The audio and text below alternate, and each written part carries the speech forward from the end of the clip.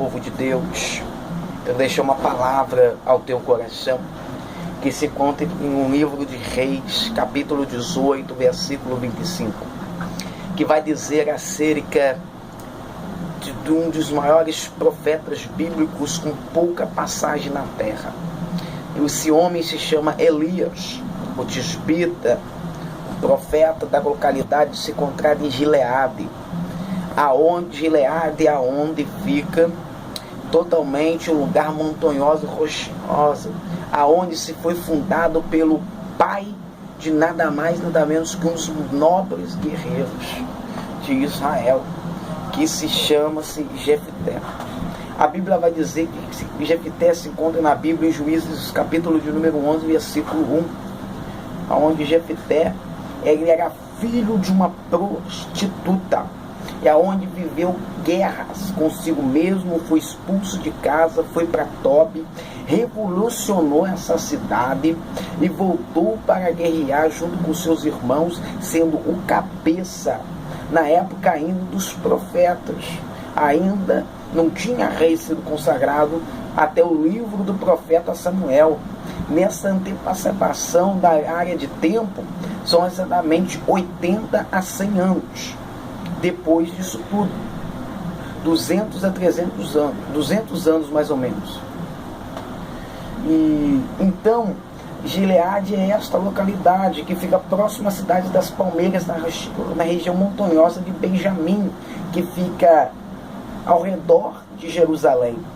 E a Bíblia vai dizer que existiu um homem chamado Elias, um tisbita, que significa cuja a face estou. Um profeta levantado numa das piores gerações antecedentes aos 70 anos cativos da Babilônia. Após a morte de Salomão, vai existir um rei chamado Onri. E após o reinado de Onri, existia um rei chamado Acabe.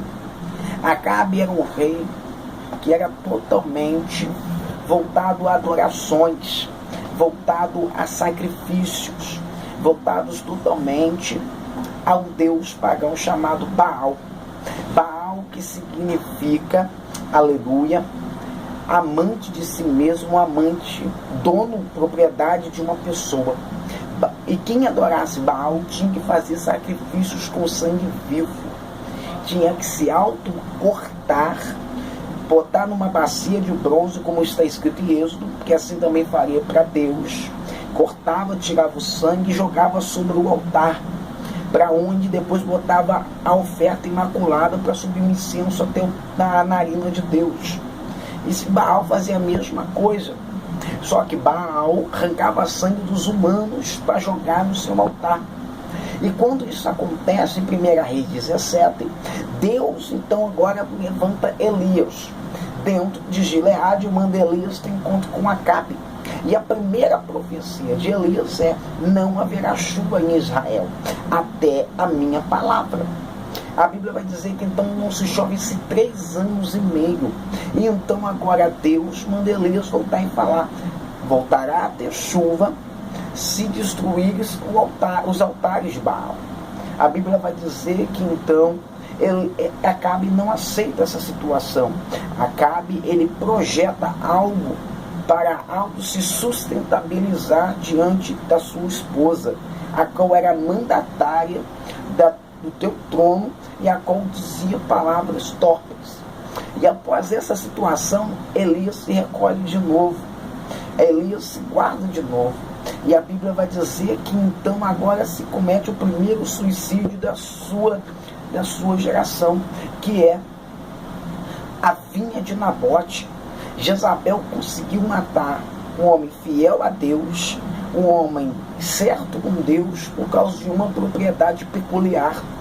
Deus olha aquela situação, Jezabel vai logo e fala: me vende a tua vinha, Nabote. Ele fala: não vendo, não troque, não negocio aquilo que Deus me deu.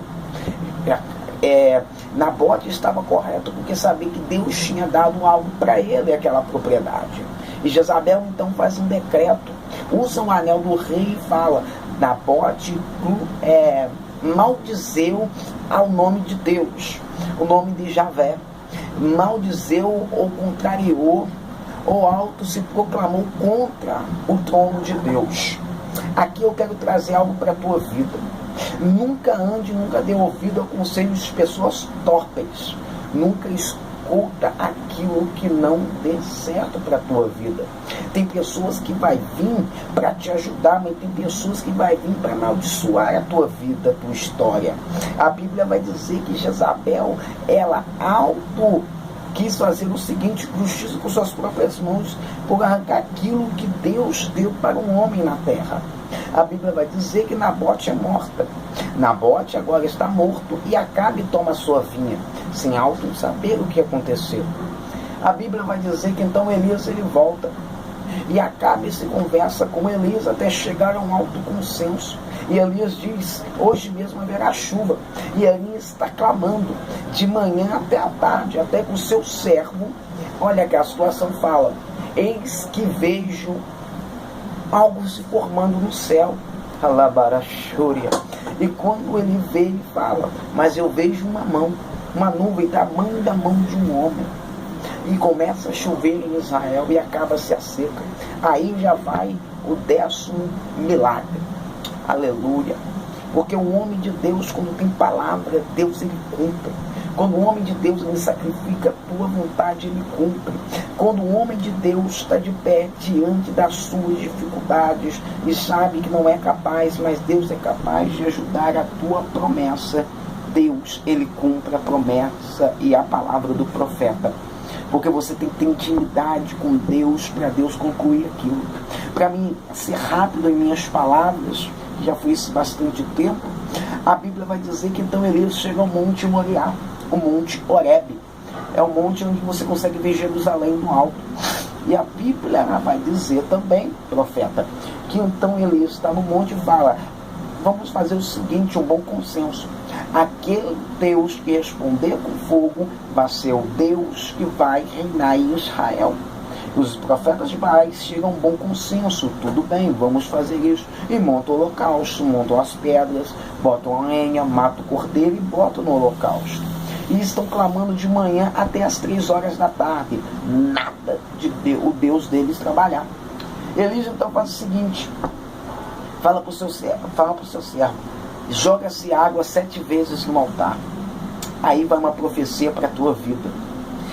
Deus, quando fala que vai jogar água